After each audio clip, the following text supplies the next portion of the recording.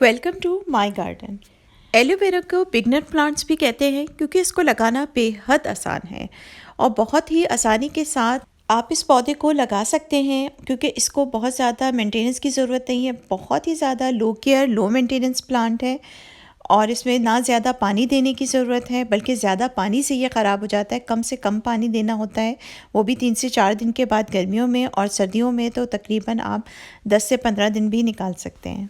बस कुछ चीज़ें हैं जिसका कि थोड़ा सा ख्याल हम रखें तो हमारा पौधा कभी ख़राब नहीं होता।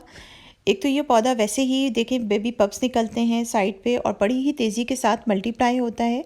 एक पौधा हम लाते हैं तो कुछ ही अरसे के बाद एक गमले में एक पौधे से ढेर सारे पौधे निकल आते हैं।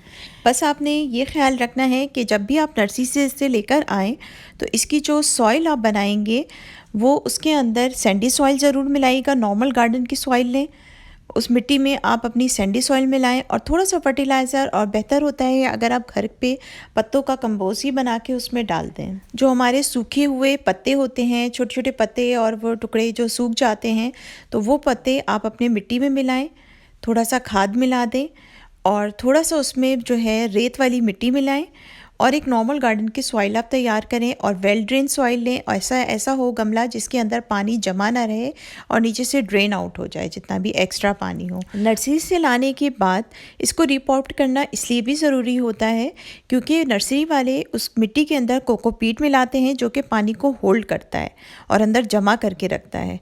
उसकी वजह से वो तो मेंटेन कर लेते हैं कि कितना पानी उनको देना है और कितना ड्रेन आउट हो जाएगा, लेकिन हम जब पानी डालते हैं तो वो पानी हम समझते हैं कि एक्स्ट्रा निकल जाएगा, लेकिन वो उसमें रुक जाता है तो हमारे पौधे की जड़ें गलना शुरू हो जाती हैं और पौधा ख़त्म हो जाता है। तो इसलिए फ़ौरन ही रिपोर्ट करने के बाद सबसे पहले तो आप घर ला के रिपोर्ट करें, दूसरा उसमें पानी कम से कम डालें, तीसरा आपने उसकी मिट्टी बड़ी अच्छी तैयार करनी है और वेल ड्रेन रखनी है, सैंडी सॉइल ज़रूर मिक्स करना है तो वो बहुत अच्छा चलेगा गमला। इसमें बहुत ज़्यादा फर्टिलाइज़र की ज़रूरत भी नहीं है और साल में 2 दफ़ा आप नॉर्मल खाद डालते हैं वो भी बहुत काफ़ी है। पत्तों का कंपोस्ट डालते हैं तो वो भी बहुत काफ़ी होता है, तो भी ये अच्छा ग्रो करता है। एक चीज़ बहुत अच्छी बात यह है कि इस पे अमूमन पेस्ट अटैक नहीं होता, तो इसलिए कोई वो मसला भी नहीं है।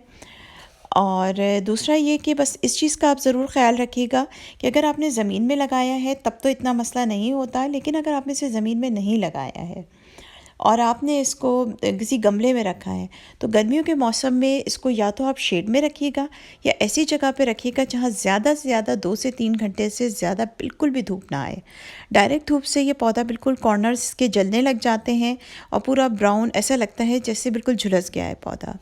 तो वो आपने थोड़ा सा ख्याल रखना है कि ज़रा गर्मियों के मौसम में इसको तेज़ धूप से बचाना है, डायरेक्ट धूप से, और इसको शेड में रखें। सर्दियों में अलबत्ता आप इसे पूरे दिन की धूप में भी रख सकते हैं। इंडोर में ये बहुत अच्छा चलता है, बहुत ही अच्छा ग्रो करता है। बस ये है कि इंडोर रखने की सूरत में आपने एक दो चीज़ों का जो बड़ा ख्याल रखना होता है वो ये कि आप इसको जब इंडोर रखते हैं तो 10 से 15 दिन के बाद आपने 1 से 2 दिन के लिए इसको बाहर शेड में भी रखना होता है ताकि इसकी धूप की रिक्वायरमेंट पूरी हो।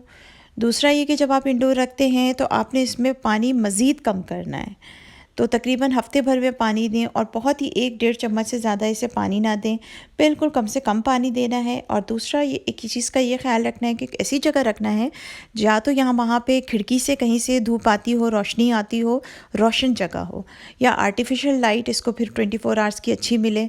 नहीं तो बेस्ट यही रहता है कि किचन की खिड़की वगैरह में लगाया जाए या लाउंज वगैरह में भी, बेडरूम में भी ऐसी जगह लगाया जाए जहाँ पे धूप आती हो, हल्की सी धूप आती हो या सूरज की रोशनी वहाँ पे रहती हो, तो फिर ये बहुत ही अच्छा ग्रो करता है, बल्कि इंडोर में भी मल्टीप्लाई करता है।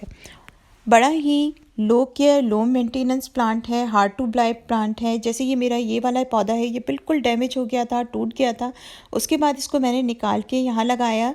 शुरू में तो ऐसा लग रहा था जैसे पौधा ख़त्म हो रहा है, लेकिन अब देखें अब दोबारा से ये सीधा हो गया है और ऊपर की तरफ ये नए इसकी बड़ी फ्रेश और बड़ी अच्छी पत्तियाँ इसकी निकल रही हैं। और यही नहीं, इसके साइड से कई बेबी पप्स भी निकल चुके हैं। तो एलोवेरा का पौधा बिगनर्स के लगाने के लिए बेहतरीन पौधा है, ज़रूर लगाइए। इस कदर हेल्थ बेनिफिट्स हैं आप इसके हर लिहाज से, स्किन के लिए, बालों के लिए बहुत अच्छा है, घर में ज़रूर होना चाहिए। तो अपने एलोवेरा के पौधों का बहुत ज़्यादा ख्याल रखिएगा और साथ ही साथ मेरे चैनल को लाइक, शेयर और सब्सक्राइब तो फ़ौरन ही कर लीजिएगा।